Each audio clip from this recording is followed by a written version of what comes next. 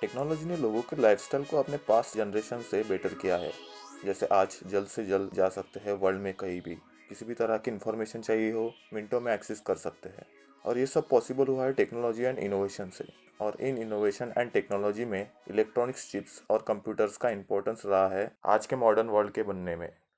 ये first generation computer था जो उस समय वैक्यूम बेस्ड टेक्नोलॉजी पर वर्क करता था। आज के कंप्यूटर्स वर्क करते हैं सॉफ्टवेयर पर ये काम करता था पंच कार्ड बेस्ड प्रोग्राम पर। बेसिकली स्लो था, वैक्यूम ट्यूब का इस्तेमाल होने के कारण आकार में बड़ा था, इलेक्ट्रॉनिक कंजम्पशन ज़्यादा था। सेकंड जनरेशन कंप्यूटर्स जो बेस्ड थे ट्रांजिस्टर पे, यहाँ वैक्यूम ट्यूब के जगह ट्रांजिस्टर ने ले ली थी, जो एडवांटेज देता था fast processing speed compare to vacuum.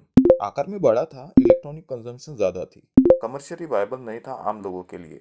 फिर आए थर्ड जनरेशन कंप्यूटर्स जो बेस्ड थे ट्रांजिस्टर बेस्ड माइक्रो प्रोसेसर पर। एक micro processor thousands of transistor का काम कर सकता था। इसका एडवांटेज ये हुआ कि प्रोसेसिंग स्पीड दोनों जनरेशन से ज़्यादा थी, इलेक्ट्रिक कंजम्पशन कम था और सीपीयू का साइज भी कम था कंपेयर टू प्रीवियस जनरेशन्स। अब क्योंकि सीपीयू का साइज कम रहा, कमर्शियली वायबल हो गया लोगों के लिए, तो यूज़ होने लगा इंडस्ट्रीज में, मिलिट्री में, पर्सनल यूज़ में।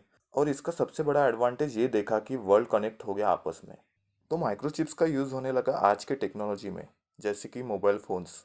और ये एक फ्यूचर की one of the most important industry बन गई। ये पिक्चर यूएस के एक शहर अल्बुकर्क की माइक्रोचिप मैन्युफैक्चरिंग प्लांट की है, जो सप्लायर था एरिक्सन मोबाइल कंपनी का। One of the most important source थी अपने रेडियो फ्रीक्वेंसी माइक्रोचिप के लिए।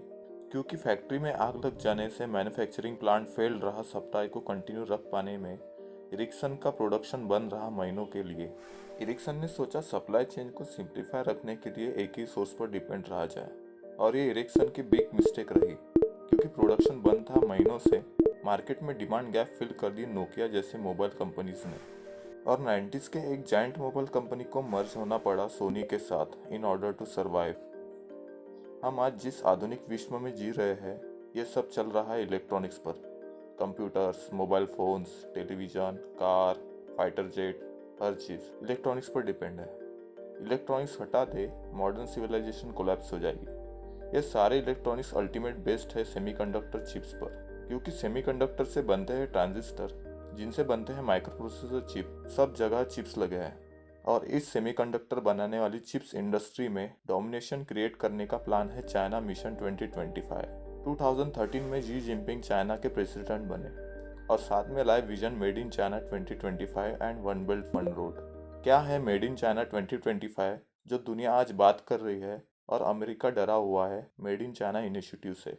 चाइना ने 1979 से इकोनॉमिक रिफॉर्म करना चालू कर दिया था डेंग जाओपिंग के नेतृत्व में। उनका विजन था चाइना के लिए फॉरेन कैपिटल लाना और great manufacturing centre of the world में बनना, और वो ये कर पाने में सक्सेस हो गए। उन्होंने ट्रिलियंस ऑफ डॉलर के एक्सपोर्ट किए, लोकली इन्वेस्ट किया एंड फोकस रखा साइंस एंड टेक्नोलॉजी पर। दुनिया भर में जितनी भी अच्छी टेक्नोलॉजी बनी है, उसके पीछे उनके सालों की रिसर्च और कैपिटल इन्वेस्टमेंट लगा हुआ है। अब क्योंकि इन्वेस्टमेंट फैक्टर पार्ट होता है किसी भी इनोवेशन के पीछे, तो वो अपना राइट्स चाहते हैं, उस राइट को सिक्योर करता है आईपीआर। पिछले 30 सालों से चाइना साइंस एंड टेक्नोलॉजी में दुनिया भर से आईपीआर चुराता रहा है। चाइना के अंदर फॉरेनर्स आए, उनका आईपीआर चुराता रहा है, खुद का आईपीआर बनाता रहा है। और आज चाइना उस स्थिति में आ गया है कि इन 10 सेक्टर्स में वो पूरी तरह सेल्फ रिलायंट होने की बात कर रहा है। क्योंकि 3 डेकेड्स से चाइना वर्ल्ड का मैन्युफैक्चरिंग हब बना हुआ है, लोकली लोगों की एवरेज इनकम बढ़ी है। तो जो पहले cheap manufacturing cost China afford कर पाता था, अब क्योंकि लेबर कॉस्ट बढ़ जाने से सस्टेन कर पाना मुश्किल हो जाएगा वियतनाम जैसे कंट्रीज के सामने। तो वो चाहता है कि इंडस्ट्री को शिफ्ट करे चीप मैन्युफैक्चरिंग इंडस्ट्री से high and technology oriented industry के तरफ। हाई एंड टेक्नोलॉजी में कोर पार्ट होता है माइक्रो प्रोसेसर इंडस्ट्री का, और बेसिकली ये इंडस्ट्री 3 स्टेज में वर्क करती है: designing, manufacturing, packaging, assembly. Designing में चिप की रिसर्च और डिज़ाइन की जाती है। वर्ल्ड के 99% अमेरिका ओन करता है सारे डिज़ाइन और ओरिजिनल पेटेंट्स का, जिन पे से ये सब बना है। और ये सब उन्हें हासिल हुआ पिछले 60 सालों में इस टेक्नोलॉजी में किए हुए इन्वेस्टमेंट के कारण। मैक्सिमम डिज़ाइनिंग का काम होता है यूएस, साउथ कोरिया जैसे देशों में।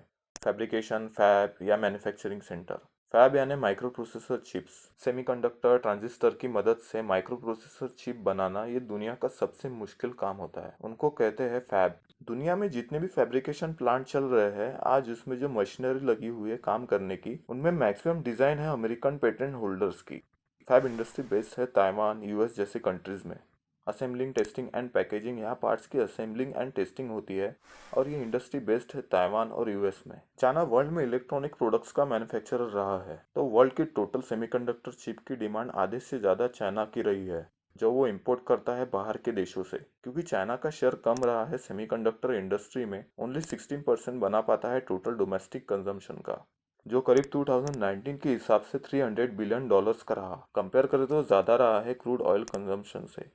अंडर 2025 इनिशिएटिव चाइना चाहता है कि वो मीट करे 70% डोमेस्टिक चिप डिमांड और वो अचीव हो होम ग्राउंड प्रोडक्शन से, क्योंकि उनका हमेशा से विजन रहा है कि कुछ भी हाई स्केल में करना कि वो वर्ल्ड को सर्व कर सके। तो फ्यूचर में अपने लिए टारगेट देख रहा है इमर्जिंग इंडस्ट्रीज में, like robotics, the manufacturing of autonomous and electric cars, artificial intelligence, biotech and aviation।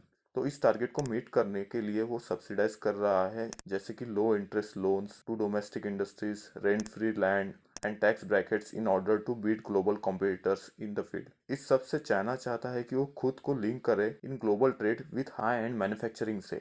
दुनिया में हमेशा जिस कंट्री के पास अच्छी टेक्नोलॉजी रही है वो पावरफुल रहा है वर्ल्ड में, और अमेरिका जान गया है कि चाइना क्या अचीव करने की कोशिश कर रहा है मेड इन चाइना 2025 के जरिए। तो हुआवे पर बैन लगाना एक स्टेप मान सकते हैं कि वो मीट ना कर पाए American dominated high tech industry में। No administration has been tougher on China than this administration. We imposed historic tariffs.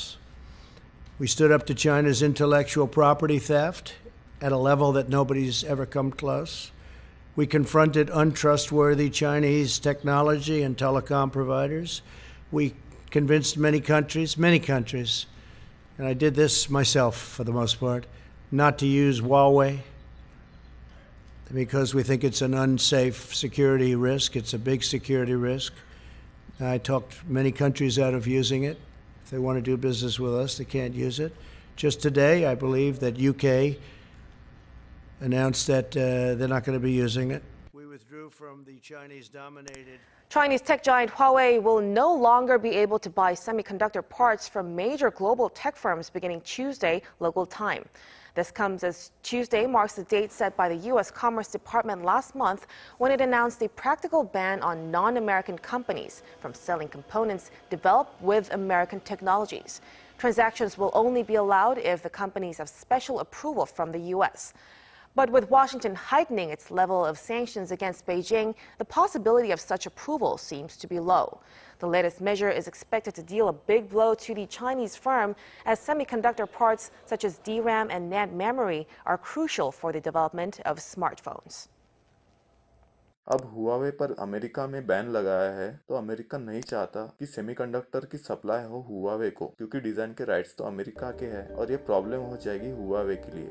Huawei भले ही चाइनीज इंडस्ट्री हो, पर अभी डिपेंड है अमेरिकन डोमिनेटेड माइक्रोचिप्स पर। तो ये फैक्टर्स है कि चाइना चाहता है कि सेमीकंडक्टर पर डिपेंड ना होना पड़े। मेड इन चाइना 2025 के साथ चाहता है सेल्फ रिलायंट होना, ताकि फ्यूचर इंडस्ट्रीज को बचाया जा सके एरिक्सन मोबाइल जैसे हालातों से, जब वो अपने माइक्रोचिप के लिए डिपेंड थी एक ही सप्लायर पर।